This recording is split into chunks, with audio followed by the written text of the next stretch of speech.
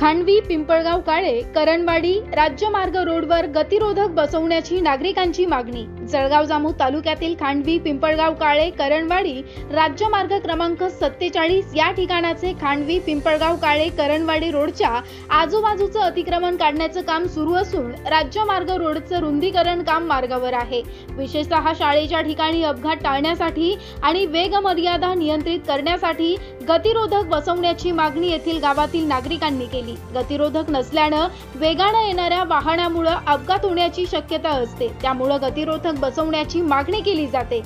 गतिरोधक वेगावर नियंत्रण ठेवण्यास मदत करतात, ज्यामुळे अपघात कमी होतात।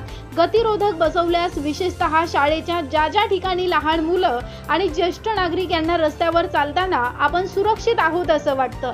गतिरोधक बसवण्याची मागणी नागरिकांच्या सुरक्षिततेसाठी एक आवश्यक बाब आहे। स्थानिक प्रशासनाने यावर तातडीने कार्यवाही करणे आवश्यक आहे। RC24 न्यूज करिता मंगल काकडे, पिंपळगाव काळे।